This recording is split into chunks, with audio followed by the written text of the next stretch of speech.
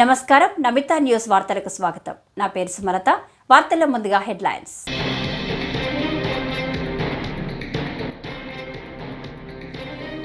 భారీ వర్షాల వలన మన రాష్ట్రంలో కృష్ణా నదిపై ఉన్న ప్రాజెక్టులకు జలకళ వచ్చిందని మంత్రి నిమ్మల రామానాయుడు.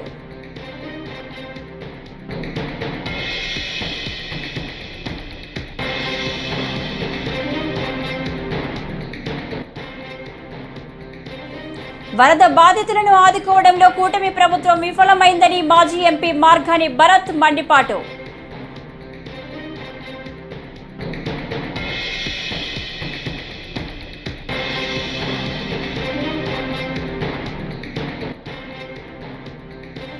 కృష్ణా నదిపై మొత్తం 6 బ్రిడ్జీలు వస్తాయని మంత్రి నారాయణ స్పష్టం.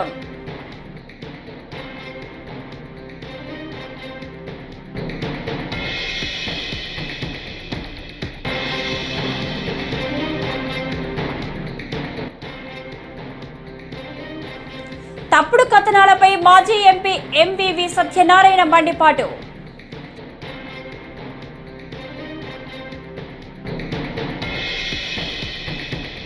ఇక డీటెయిల్స్ చూస్తే, కృష్ణా నది పరివాహక ప్రాంతంలో కురుస్తున్న భారీ వర్షాల వలన మన రాష్ట్రంలో కృష్ణా నదిపై ఉన్న ప్రాజెక్టులకు జలకళ వచ్చిందని పాలకొల్లు ఎమ్మెల్యే రాష్ట్ర జలవనరుల శాఖ మంత్రి నిమ్మల రామానాయుడు తెలిపారు. వెలగపూడి సచివాలయంలోని ఆయన ఛాంబర్లో శుక్రవారం ఆయన మీడియాతో మాట్లాడారు. వరద నీటిని సమర్థవంతంగా వినియోగించుకోవాలని సూచించారు. పాత్రికేయ మిత్రులందరికీ కూడా నమస్కారాలు తెలియజేసుకుంటూ, కృష్ణా నది పరివాహక ప్రాంతంలో కురుస్తున్నటువంటి వర్షాలతోటి కృష్ణా నది మీద ఉన్నటువంటి ప్రాజెక్టులన్నీ కూడా జలకళతో ఉండడం చాలా చాలా సంతోషం.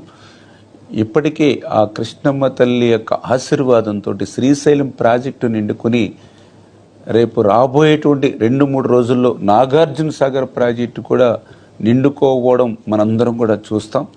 అందుకే నాగార్జున సాగర్ కెనాల్స్కి సంబంధించినటువంటి ఆయకట్టు, అదేవిధంగా కృష్ణా డెల్టాకు సంబంధించినటువంటి ఆయకట్టుకు సంబంధించి ఆ ఖరీఫ్కి ముందస్తుగానే నారుమళ్లు సిద్ధం చేసుకునేటువంటి విధంగా ఏదైతే ఈ యొక్క నాగార్జున సాగర్ కెనాల్స్కి, అదేవిధంగా కృష్ణా డెల్టాకు సంబంధించినటువంటి త్రాగునీటికి సంబంధించినటువంటి చెరువుల్లో కూడా పూర్తిగా నీటిని నింపుకునేటువంటి విధంగా అధికారులకు కూడా తగినటువంటి ఆదేశాలు కూడా ఇవ్వడం జరిగిందని చెప్పి మీ ద్వారా కూడా ముందుగా తెలియజేసుకుంటూ, అదేవిధంగా ఏదైతే ఈ యొక్క వరద నీటిని సమర్థవంతంగా వినియోగించుకోవడానికి ఈ నాగార్జున కెనాల్స్ క్రింద ఉన్నటువంటి జలాశయాలు కానీ ఆ చెరువులను కానీ పూర్తిగా నింపుకోవడమే కాకుండా పర్టికులర్గా ఏదైతే రాయలసీమకు సంబంధించి శ్రీశైలం కుడి కాలువ, తెలుగు గంగ, హంద్రీనివ, గాలేరనగరి, కడప కర్నూలు కెనాల్, ఇంకా పర్టికులర్గా ఏదైతే రిజర్వాయర్స్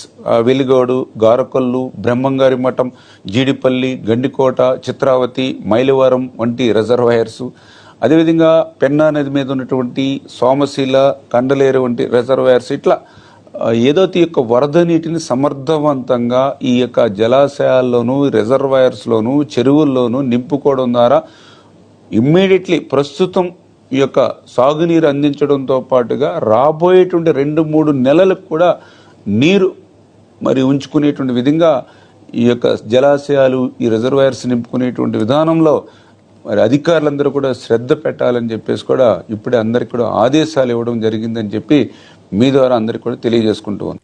వరద బాధితులను ఆదుకోవడంలో కూటమి ప్రభుత్వం విఫలమైందని మాజీ ఎంపీ వైఎస్ఆర్సీపీ నేత మార్గాని భరత్ మండిపడ్డారు. ఆయన శనివారం మీడియాతో మాట్లాడారు. వరద బాధితులకు ప్రభుత్వ నిత్యావసరాలు పంపిణీ చేయడం లేదు.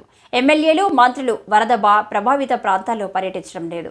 వరద ప్రాంతాల్లో కేవలం ఫోటోలు దిగి ఎమ్మెల్యేలు వెళ్లిపోతున్నారు. వరద సహాయక చర్యలు చేపట్టడంలో కూటమి ప్రభుత్వం పూర్తిగా విఫలమైంది. గతంలో వైఎస్ఆర్సీపీ హయాంలో పరిహారం, రేషన్ అందించడంలో ముందుంది. ఇంతవరకు ఏరియల్ సర్వే కూడా వరద ప్రభావిత ప్రాంతాల్లో జరగలేదు. బ్రిడ్జిలంక దగ్గర ఉన్న వరద బాధితులను రాజమండ్రి తీసుకొచ్చి షో చేశారు. ప్రభుత్వం వరద బాధితులను ఆదుకోవడానికి బలిష్టమైన చర్యలు చేపట్టాలి. 3వ ప్రమాదిక హెచ్చరిక వచ్చేదాకా కూడా అక్కడ ఏ రకమైన ఇబ్బందులు ఉండేది కాదు, ఏదో అడపాదడప ఉన్నప్పటికీ కూడా. కానీ ఇవాళ ఫస్ట్ వార్నింగ్ వచ్చినప్పుడే, ఇక్కడ ధవళేశ్వరం దగ్గర ఫస్ట్ వార్నింగ్ వచ్చినప్పుడే మొత్తం ఆ ప్రాంతానికి కొన్ని గ్రామాలకి రాకపోకలు పూర్తిగా కట్ అయిపోయిన పరిస్థితులు. అసలు ఏ రకంగా సహాయక చర్యలు చేస్తున్నారో నిజంగా మాకు ఆశ్చర్యం అనిపిస్తూ ఉంది. ఒకటి అదృష్టం ఏంటంటే నిన్న ధవళేశ్వరం దగ్గర మొదటి ప్రమాదక హెచ్చరికను కూడా వారు తీసేయడం జరిగింది.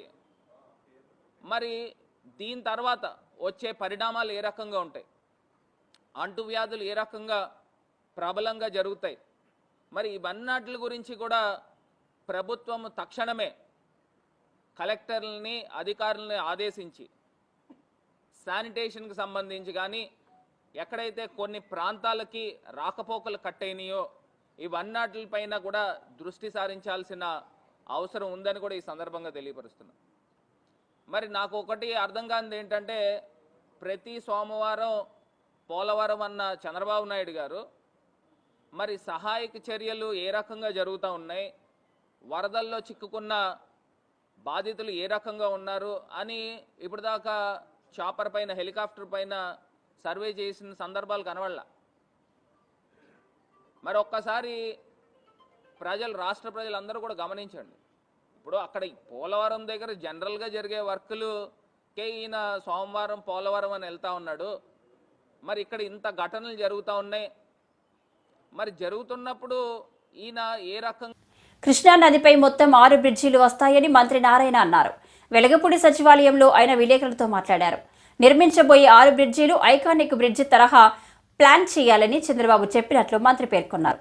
అమరావతిలో భూములు కేటాయించబడిన ఆయా సంస్థలు ఇక్కడి ఏర్పాటు చేసేలా ఇప్పటికే సిఆర్డీఏ కమిషనర్ వారితో సంప్రదింపులు జరిపారని, తాను మరోసారి వారితో మాట్లాడతారని చెప్పారు. అయితే అప్పుడు ఏదైతే చెప్పామో దాన్ని గత 5 సంవత్సరాల్లో వైసీపీ ప్రభుత్వం చేయలేదు. రైతులు చాలా ఇబ్బందులు పడ్డారు, మానసికంగా ఒత్తిడికి లోనయ్యారు, ఫైనాన్షియల్గా కూడా ఇబ్బంది పడ్డారు, కోర్టుకు పోయారు, కోర్టులలో సఫర్ అయ్యారు. అందులో వాళ్ళకి ఏదైతే యాన్యుటీ ఉందో యాన్యుటీని పెన్షన్స్ ఈ రెండింటినీ మరొక 5 సంవత్సరాలకి పొడిగిచ్చేదానికి ఈరోజు అథారిటీ తీసుకున్నది. రింగ్ రోడ్ ఒకటి, అవుటర్ రింగ్ రోడ్ ఒకటి 2 వస్తున్నాయి. అది కాకుండా వెస్ట్రన్ బైపాస్ రోడ్ వస్తుంది. సో ఇన్నర్ రింగ్ రోడ్కి లెఫ్ట్ సైడ్ ఒక బ్రిడ్జ్ వస్తుంది, రైట్ సైడ్ ఒక బ్రిడ్జ్ వస్తుంది. అవుటర్ రింగ్ రోడ్కి లెఫ్ట్ సైడ్ ఒక బ్రిడ్జ్ వస్తుంది, రైట్ సైడ్ ఒక బ్రిడ్జ్ వస్తుంది. ఇప్పుడు ఈస్టర్న్ బైపాస్ వచ్చింది, దానికి ఒక బ్రిడ్జ్ వస్తుంది. అంటే వెస్ట్రన్ బైపాస్ వచ్చి పడుతుంది. అంటే మరొక 6 బ్రిడ్జిలు ఈ కృష్ణా రివర్ మీద వస్తున్నాయి. 6 బ్రిడ్జిలు. వీటిలన్నింటినీ కూడా ఐకానిక్గానే చేయమని ముఖ్యమంత్రి గారు ఆదేశించారు. దాన్ని యాక్చువల్గా సిఆర్డీఏ వాళ్ళు ఆ బ్రిడ్జిలు కట్టేటప్పుడు ఐకానిక్ బ్రిడ్జిలు కానీ కట్టడం వస్తుంది. కాబట్టి దానికి దీనికి ఎంత డిస్టెన్స్ వస్తుంది, దీని అవసరం ఉందా లేదా ఒకసారి స్టడీ చేసి తీసుకురమ్మన్నారు. వాళ్ళు స్టడీ చేసిన తర్వాత దాని మీద డెసిషన్ తీసుకుంటారు. ఆర్గనైజేషన్స్ ఏదైతే ఉన్నాయో వాటిలన్నిటి కూడా ఇన్వైట్ చేసి వాళ్ళతో డిస్కస్ చేయమని యాక్చువల్. తప్పుడు కథనాలపై మాజీ ఎంపీ ఎంవివి సత్యనారాయణ మండిపడ్డారు. తన కుటుంబాన్ని కిడ్నాప్ చేసి హేమంత్ అనే వ్యక్తి వేధించాడు. హేమంత్ తనకు సంబంధం ఉందంటూ ప్రచారం చేస్తున్నారని ధ్వజమెత్తారు. శనివారం ఆయన మీడియాతో మాట్లాడుతూ తనకు హేమంత్ ఎవరో తెలియదని స్పష్టం చేశారు. నా కుటుంబాన్ని కిడ్నాప్ చేసిన ఘటనపై మళ్లీ విచారణ జరపాలని కోరుతున్నా. హేమంత్ సంతకం లేని ఒక ఉత్తరాన్ని బయటకు తెచ్చి తప్పుడు ప్రచారం చేస్తున్నారు. హేమంత్కు ఖరీదైన కార్లు, బంగళాలు ఇస్తే అవి ఎక్కడ ఉన్నాయో చూపించాలి. నిరాధార ఆరోపణలతో నన్ను మానసికంగా వేధిస్తున్నారు. నాపై చేసిన ఆరోపణలు నిరూపించాలి అంటూ ఎంవివి సత్యనారాయణ సవాల్ విసిరారు. కేసు పెడితే ఇక్కడ రిజిస్టర్ చేసి నా మీద ఎఫ్ఐఆర్ అదేనండి. కొన్ని సంతకాలు పెట్టించానంటారు, కరెక్ట్. వైట్ పేపర్ సంతకాలు పెట్టించాను. దానికి ఏదో నేను దగ్గరుండి పెట్టించినట్టు ఏదో ఆధారం ఏదో ఉండాలి కదా. ఏముంది? అదే ఏది బెదిరించాను అంటే ఇన్ని సంవత్సరాలు కనపడలేదు. ఇప్పుడు పెట్టించిన సంతకాలు నేను అతనితో 2019 ప్రభుత్వం మారిన తర్వాత అప్పుడు గుర్తొచ్చింది. అంతకుముందు అదే వ్యక్తి డబ్బులు తీసుకుని అతను కావాల్సిన కాంపెన్సేషన్ తీసుకున్నాడు, డబ్బులు సెటిల్మెంట్ చేసుకున్నాడు, కోర్టులో కేసులు విత్డ్రా చేసుకున్నాడు. అతని కోర్టులో నాకు ఏ విధంగా సంబంధం లేని ఎఫిడవిట్లు వేసాడు, అతను కేసులు విత్డ్రా చేసుకున్నాడు.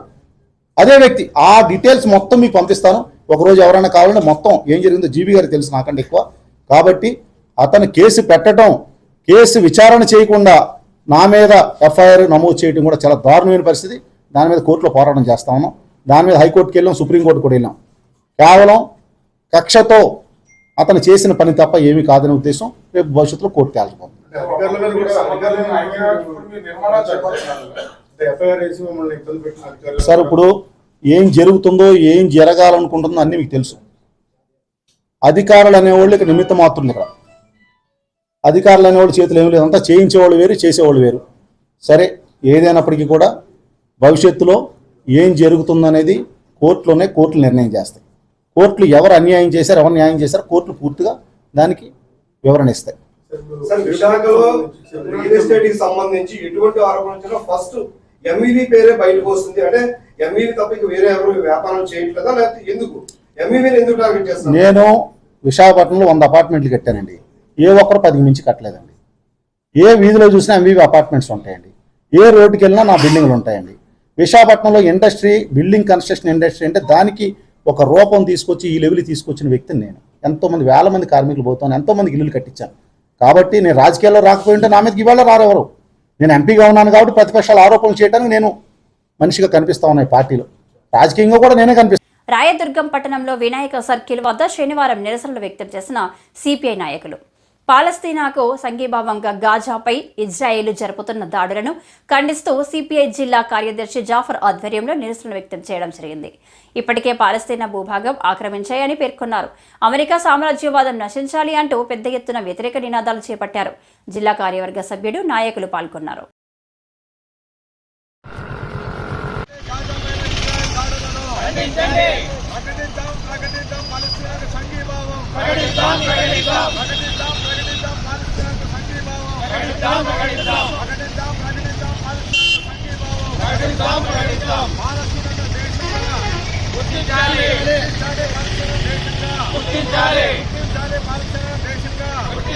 అమెరికా సామ్రాజ్యవాదము నశించాలి, అమెరికా సామ్రాజ్యవాదము నశించాలి, అమెరికా సామ్రాజ్యవాదము నశించాలి, అమెరికా సామ్రాజ్యవాదము. దేశవ్యాప్తంగా వామపక్ష పార్టీలు పలస్తీనాకు సంఘీభావం ప్రకటిస్తూ గాజా పైన ఇజ్రాయెల్ దాడులను ఖండిస్తూ ఇవాళ నిరసన కార్యక్రమాన్ని రాయదుర్గం పట్టణంలో ఇక్కడ చేస్తూ ఉన్నాం.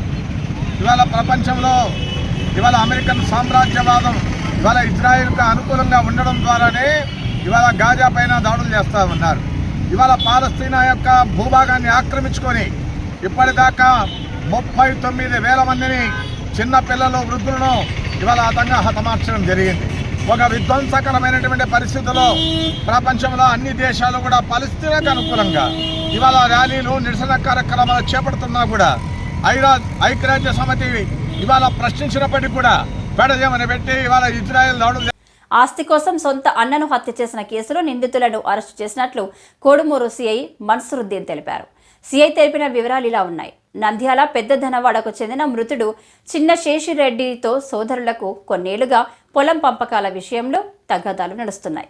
ఈ నేపథ్యంలో చిన్న శేషిరెడ్డిని చిన్న నాగిరెడ్డి, మహేష్, తిమ్మారెడ్డి, జనార్దన్లు ఆస్తి కోసం హత్య చేయడంతో నలుగురిని అరెస్టు చేశారు.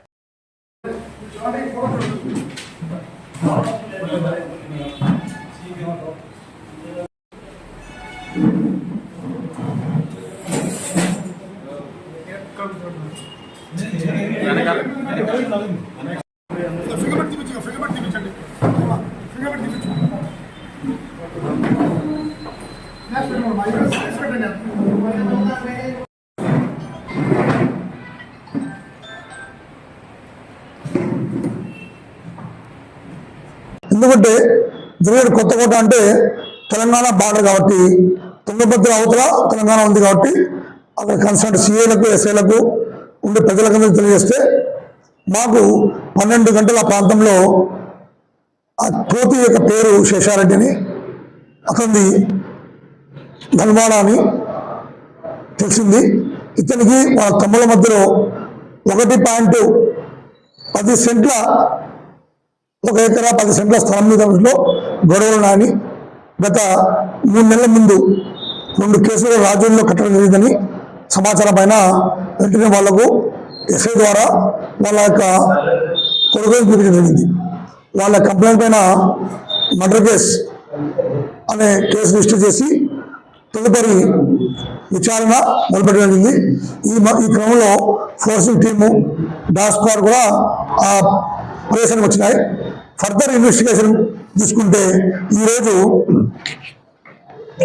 ఈ యొక్క హత్య కేసులో పాల్గొన్న 4 ముద్దాలను ఈరోజు అరెస్ట్ చేయడం జరిగింది. ఈరోజు ఉదయం 8 నుంచి 11 ప్రాంతంలో బారా కార్పొరేటర్ కంపెనీలను బహిష్కరించాలని, వారి దోపిడీని అరికట్టాలని మాజీ మంత్రి వడ్డే శోభనాధీశ్వరరావు పిలుపునిచ్చారు. విజయవాడ గాంధీనగర్ ప్రెస్ క్లబ్లో ఆయన విలేకరుల సమావేశంలో మాట్లాడుతూ ఈ నెల 9న బడా కార్పొరేట్ కంపెనీలను బహిష్కరించండి నినాదంతో నిరసన కార్యక్రమాలు రాష్ట్ర వ్యాప్తంగా నిర్వహిస్తామని పేర్కొన్నారు. దేశవ్యాప్తంగా ఈ కార్యక్రమం చేపడుతున్నామన్నారు. ఈ మధ్యన ఎరువుల మీద సబ్సిడీ కూడా 85,000 కోట్ల రూపాయలు తగ్గించేసింది. దాని మూలన ఖచ్చితంగా ఉత్పత్తి వ్యయం పెరుగుతుంది. కానీ అదే సమయంలో ప్రభుత్వము మేము అడుగుతూ ఉన్నటువంటి సమగ్ర పంటల ఉత్పత్తి వ్యయానికి 50% కలిపి ఇవ్వాలి అనే దానికి నో అంటా ఉంది. అందువలనే మేము ఈ ప్రభుత్వానికి వ్యతిరేకంగా, అంతేకాదు సామాన్యమైన ప్రజానీకానికి ఆహార సబ్సిడీ మీద పెట్టేటటువంటి దాంట్లో కూడా 70,000 కోట్ల రూపాయలు మొన్న బడ్జెట్లో కోత పెట్టినటువంటి పరిస్థితి జరిగింది. ఉత్తరప్రదేశ్ ఎన్నికల సందర్భంగా 3 నల్ల వ్యవసాయ చట్టాలను ఉపసంహరించినా ఇప్పుడు మళ్ళీ దొడ్డిదారిన మార్కెటింగు, కాంట్రాక్ట్ ఫార్మింగ్లోకి కార్పొరేట్లను ప్రవేశపెట్టేటటువంటి కుట్ర ఈనాడు జరుగుతూ ఉంది. 50,000 కోట్ల రూపాయలు రాష్ట్రాలకి వ్యవసాయ సంస్కరణలు అమలు చేస్తే ఇస్తాము అనేటటువంటి ప్రతిపాదన తెర వెనుక నడుస్తూ ఉంది.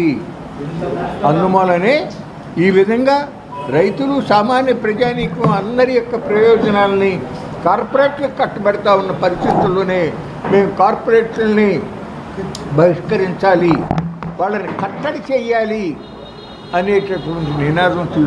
ఎస్సీ వర్గీకరణ అంశంపై సుప్రీంకోర్టు ఇచ్చిన తీర్పు చారిత్రాత్మకమని గుంటూరు పార్లమెంటు ఎస్సీసెల్ అధ్యక్షులు వేమూరి మైనర్ బాబు అన్నారు. ఎస్సీ వర్గీకరణపై సుప్రీంకోర్టు తీర్పుతో మంగళగిరి టీడీపీ కార్యాలయం ఎంఎస్ఎస్ భవనంలో దళిత నాయకుల సంబరాలు నిర్వహించారు. ప్రధాని Narendra Modi, CM Chandrababu, deputy CM Pawan Kalyan, Mandakrishna Madiga న్యాయవాదులకు కృతజ్ఞతలు తెలిపారు. అందరికీ జై భీమ్.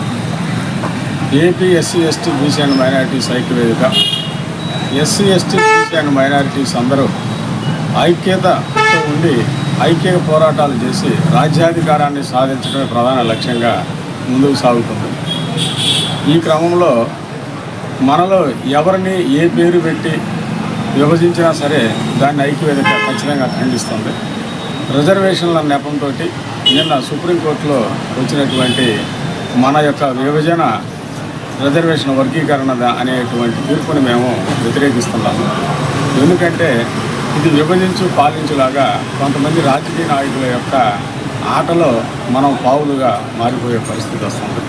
నిజంగా పేదలైనటువంటి దళితులకు, పేదలైనటువంటి బీసీలకు, పేదలైన ముస్లింలకు రిజర్వేషన్ ఫలాలు, ఆర్థిక ఫలాలు, అదేవిధంగా ఉద్యోగ ఫలాలు సమానంగా అందాలనుకుంటా అని నిజమైనటువంటి చిత్తశుద్ధి ఈ రాజకీయ నాయకులకి, పాలకులకు కనుకుంటే జనాభా ప్రాతిపదికన జనాభాని లెక్కించి రిజర్వేషన్ పర్సంటేజ్ని పెంచండి. అప్పుడు అన్ని కులాల్లో ఉన్నటువంటి పేదలకు నిజమైనటువంటి ఆర్థిక మరియు ఉద్యోగ, సామాజిక భద్రత మరియు ప్రయోజనము కల్పించిన వాళ్ళు అవుతారు. అంతేగాని ఒక విస్తర వేసి అన్నదమ్ములు కలిసి తింటున్నటువంటి ఆ ఇస్తర్ని సరిపోవట్లేదనేటువంటి ఒక నెపంతో నిజమైన చిత్తశుద్ధి ఉండేది సరిపోవట్లేదు అనుకుంటే ఇంకొక ఇస్తర వేయాలి, లేదా ఆ ఇస్తర్ని పెద్ద చేయాలి. అంతేగాని ఆ ఇస్తర్ని ముక్కలు చేసి మీరు కొట్టుకు చావండి అని చెప్పేసి చెప్పడం అనేది సరైనటువంటి విధానం కాదు. ఇక్కడ మేము ఎవరికి దేనికి వ్యతిరేకం కాదు, కేవలం మమ్మల్ని విభజించడం అనేటువంటి అంశంలో గట్టిగా మేము వ్యతిరేకిస్తున్నాము, దీన్ని ఖండిస్తున్నాము. దీన్ని పాలకులు కానీ అలాగే సుప్రీంకోర్టు కానీ పునరాలోచించి ఈ రిజర్వేషన్ యొక్క ఈ విభజనని తొలగించి మరలా రద్దు చేసి రిజర్వేషన్ యొక్క శాతాన్ని పెంచేటువంటి దిశగా పయనించాలని చెప్పేసి ముందుకు వెళ్ళాలని చెప్పేసి డిమాండ్ చేస్తున్నాము. మదనపల్లె మెడికల్ కళాశాలలో పనిచేస్తున్న జనరల్ డ్యూటీ అటెండర్కు 13 నెలలుగా జీతాలు ఇవ్వలేదు. దీంతో వారు ఆసుపత్రి ఎదుట శుక్రవారం నిరసన తెలిపారు. అన్నమయ్య జిల్లా మదనపల్లె అధికారులకు తమ గోడును చెప్పుకున్నా ఇంతవరకు పట్టించుకోలేదని వాపోయారు. భార్య పిల్లలతో మదనపల్లెకు వచ్చి పస్తులు ఉంటున్నామని జీడీఏ ఉద్యోగి మల్లికార్జున కంటతడి పెట్టాడు. అందరికీ నమస్కారం అండి. మేము ఇక్కడ ఏరియా హాస్పిటల్లో నుంచి మల్లికార్జున ఇక్కడ ప్రభుత్వ గవర్నమెంట్ హాస్పిటల్ మదనపల్లిలో నేను జీడీఏగా వర్క్ చేస్తున్నాను. నేను 2023 ఆగస్టు 23 తేదీ జాయిన్ అయినాను. నాకు ఇంతవరకు ఒక శాలరీగానే ఇవ్వలేదు. ఆఫీస్ వాళ్ళు ఎన్నిసార్లు అడిగినా పట్టించుకోవట్లేదు. ఇప్పుడు నాకు 11 నెలలు కంప్లీట్ అయిపోయి 12 నెలల్లో జరుగుతుంది. అయినా ఇంతవరకు ఒక జీతంగానే ఇవ్వలేదు నాకు. మేము కలకడ నుంచి ఇక్కడ వచ్చి ఫ్యామిలీస్ పెట్టుకొని ఉంటాము. మాకు ఆర్థిక చాలా ఇబ్బందిగా ఉండదు. మాకు దయచేసి శాలరీస్ ఇవ్వాల్సిందిగా కోరుతున్నాము. ఎవరైనా పై ఆఫీసుల్లో మాపై దయవుంచి త్వరగా శాలరీస్ చేయాల్సిందిగా కోరుతున్నాము. నమస్కారం. మేము గత 10 సంవత్సరాలుగా మదనపల్లి ఏరియా హాస్పిటల్లో వర్క్ చేస్తున్నాము. ఫిమేల్ నర్సింగ్ అసిస్టెంట్గా వర్క్ చేస్తున్నాము. మాతో పాటు 18 మంది పాత వాళ్ళు ఉన్నారు. కొత్త వాళ్ళు దాదాపు ఒక 40 మెంబర్స్ వరకు ఉన్నారు. మా శాలరీస్ ఎందుకు రాలేదని ప్రతిసారి మేము ఆఫీస్ చుట్టూ తిరుగుతున్నప్పుడల్లా పాత వాళ్ళని కొత్త వాళ్ళని మిస్ చేశాము. వాళ్ళల్లో కలిపేసిన దానివల్ల మీకు కూడా కోడ్ లేదు, ఆ కోడ్ ఓపెన్ అయ్యే వరకు మీకు శాలరీస్ పెట్టమనేసి అంటున్నారు. కానీ ఇప్పటి వరకు అయితే మాకు సపరేట్ అయితే కోడ్ చేయలేదంట. మేము దాదాపు లాస్ట్ ఇయర్ మాకు శాలరీస్ పెట్టే సార్ వాళ్ళని కూడా అడిగితే మీది సపరేట్గానే ఉంటుందమ్మా, మీ కోడ్తో ఏం ప్రాబ్లం లేదు. ఇప్పుడు చుట్టుపక్కల హాస్పిటల్లో అంతా కూడా పాత కోడ్లతోనే మేము శాలరీస్ వేయడం జరిగింది. మీకు కూడా మీ ఆఫీస్ వాళ్ళు పెడితే తప్పకుండా పడుతుందనే చెప్తున్నారు. అదే విషయం పదే మేము ఆఫీస్ వాళ్ళకు కూడా వచ్చి చెప్తూనే ఉన్నాము. మాకంటూ ఒక కోడ్ ఉంటుంది, దాంట్లో మాకు శాలరీస్ పెట్టచ్చు అనేసి. ఏడీ మేడం దగ్గరికి వెళ్తే సూపరింటెండెంట్ సార్ దగ్గర వెళ్తే ఆర్ఎంఓ సార్ వెళ్తే ఏవో సార్ దగ్గరికి ఇలాగే తిప్పిస్తున్నారు. ఏదైనా అడిగినప్పుడు ఆఫీస్లో జూనియర్ అసిస్టెంట్లను పిలిచి మీరు మెసేజ్ పెట్టినారా, వాళ్ళకు మెసేజ్ మీకు రిప్లై వచ్చిందా అని అడుగుతున్నారు. వాళ్ళు పెట్టారో లేదో మా కళ్ళకైతే మాకు ఇంతవరకు ఇది పెట్టాము, ఇది చూడండి అని అయితే చూపించలేదు. ఖచ్చితంగా వాళ్ళు ఆఫీస్ తరఫు నుంచి ఏదైనా పెడితే మాత్రము వితిన్ 5 సెకండ్స్ 10 సెకండ్స్లోనే రిప్లై వస్తుంది అనేది కూడా మాకు తెలుసు. ఇప్పుడు మేము వేరే సార్ దగ్గర కూడా అదంతా సెల్లో నుంచి చూసాము.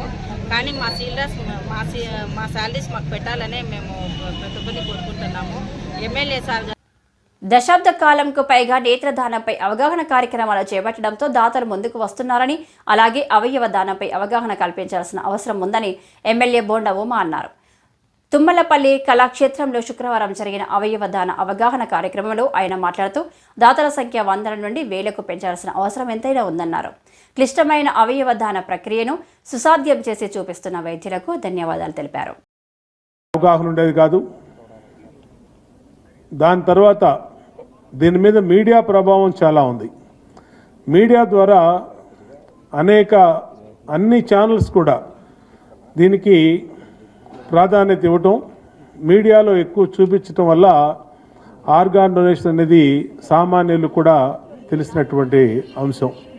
ఇప్పుడే చెప్పారు, దాదాపు 8 ఆర్గాన్స్ ఇచ్చి ఎదుటి వ్యక్తి ప్రాణాలు నిలబెట్టచ్చు అని చెప్పి. ఎప్పుడు నిలబెట్టచ్చు? మన ఇంట్లో ఏదన్నా యాక్సిడెంట్లో లేదంటే ఇంకొక విధంగానో ఒక బ్రెయిన్ డెడ్ కేసు ఉంటే దాని ద్వారా ఎలాగో మట్టిలో కలిసిపోయే అవయవాల ద్వారా ఇంకొక మనిషికి జీవితం ఇవ్వచ్చు. ఎందుకంటే ఇది దాదాపు దేవుడు చేసినటువంటి అంత పని.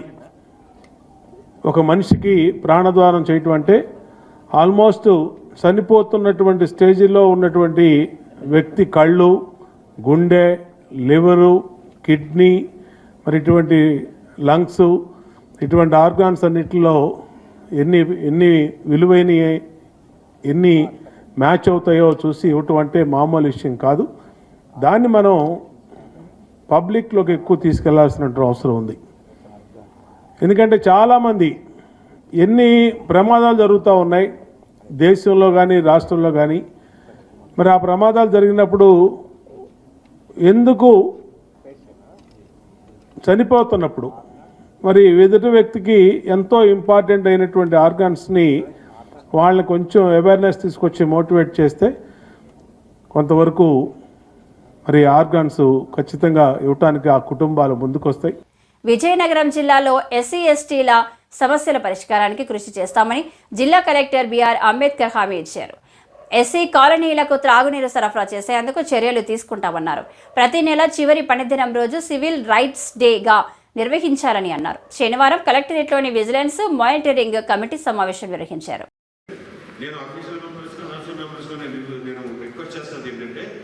డిస్ట్రిక్ట్ లెవెల్లో కామన్ ప్రాబ్లమ్స్ ఎక్కడ ముందు మీరు ఐడెంటిఫై చేయండి. ఏ మేజర్ ఇష్యూతో ఎస్సీ ఎస్టీలు ఇబ్బంది పడుతున్నారు జిల్లాలో అన్న విషయాన్ని మీరు ఐడెంటిఫై చేసి అది చర్చించండి. ఎందుకంటే ఇటువంటి మీటింగ్లు వేదిక ఎందుకు అవ్వాలంటే అది లార్జ్ స్కేల్లో బెనిఫిట్ అయ్యే విధంగా ఉండాలి. సీరియస్ ఇష్యూ ఏదైనా ఒకటి రెండు స్పెసిఫిక్ కేసులు చెప్తే అది వేరే విషయం. కానీ మనం ఒక కేసు రెండు కేసుల గురించి మాట్లాడడానికి ఇంత మీటింగ్ అవసరం లేదు. ఏ విధంగా మనం ఆ కమ్యూనిటీస్ ఎస్సీ ఎస్టీకి బెనిఫిట్ చేయొచ్చో ఇక్కడ మాట్లాడుకుని డిసైడ్ చేసుకుంటే దానివల్ల ఉపయోగం ఉంటుంది. అదొకటి. అలాగే కేసు రిజిస్ట్రేషన్ విషయంలో కూడా నేను పోలీస్ డిపార్ట్మెంట్ వారిని రెవెన్యూ వాళ్ళని కూడా వాళ్ళ ఇన్వెస్టిగేషన్ కూడా కాస్త ప్రాపర్గా స్పీడ్గా చేయమని చెప్పాల్సిన స్టాఫ్ సార్. రెండోది ఈ సర్టిఫికేట్ ఇష్యూలో కానీ రెవెన్యూ డిపార్ట్మెంట్ దగ్గర ఎటువంటి ల్యాబ్స్ ఉండడానికి వీల్లేదు. ఎఫ్ఐఆర్ రిజిస్టర్ అవ్వగానే వాళ్ళ దగ్గర రిక్వెస్ట్ రాగానే మీ సర్టిఫికేట్లు వెరిఫై చేసి ఇష్యూ చేసేయండి. ఇష్యూ చేసి దానికి అక్కడ డిలే చేసి సర్టిఫికేట్ వల్ల చేయడం అనేది కుదరదు.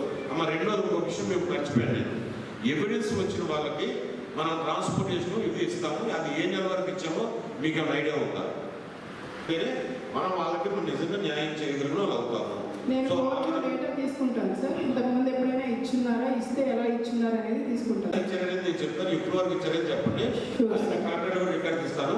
మనం వాళ్ళ కాంపన్సేషన్ ఎలా పే చేస్తామో ఎవిడెన్స్ తీసుకొచ్చే వాళ్ళు కూడా మనం టీఏడీఎల్ ఇస్తేనే వాళ్ళు రాగలుగుతారు. అది రాదు, వాళ్ళు ఇంట్రెస్ట్ అవ్వరు. అప్పుడు కేసుల్లో ఇంట్రెస్ట్ అవ్వరు. సో అదొకటి ఇప్పుడైతే మనం సీరియస్ తీసుకోవాల్సిన విషయం అది. సో ఇవన్నీ మనం ఇక్కడ కరెక్ట్గా వెరిఫై చేస్తామో చూడండి. రెండోది మేజర్గా ఏంటంటే ఆర్డీఓస్ మీ తహసీల్దార్స్ ఇన్స్ట్రక్షన్స్ అవ్వండి. ప్రతి నెల లాస్ట్ వర్కింగ్ డే అయితే 30th 31st మనం మండల లెవెల్లో సివిల్ రైట్స్ డే మనం చెప్పాలి. అదొకటి కంపల్సరీగా జరిగే విధంగా మీరు ఇన్స్ట్రక్షన్స్ ఇవ్వండి. మన దగ్గర కూడా ఒకసారి ఇన్స్ట్రక్షన్స్ పంపించాను కలెక్టరేట్ నుండి. అది every month last working day జరగాలి. అది జరిగితే ఏంటంటే కొంత ఫీల్డ్ లెవెల్లో ఈ కేసులు రిజిస్ట్రేషన్ అవ్వడం అనేది కొంత తగ్గిద్దండి. ఆ విధంగా ఒకటి చేయడానికి ప్లాన్ చేసుకోండి. నెక్స్ట్ మీటింగ్ మాత్రం డీటెయిల్గా కేసు వారీగా నేను రివ్యూ చేస్తాను. దానికి పోలీస్ డిపార్ట్మెంట్ వారు, రెవెన్యూ డిపార్ట్మెంట్ వారు, పీపీ గారు ప్రిపేర్ అయ్యి ఉండండి. కేసు వారికి రివ్యూ చేసుకుని మనం ఎంత దీన్ని ఉపయోగపడే విధంగా చేయగలుగుతామో ఆ విధంగా ఉపయోగపడే విధంగా చేద్దాం. Okay, thank you very much. ఈ వార్తలు ఇంతటితో సమాప్తం. నమస్కారం.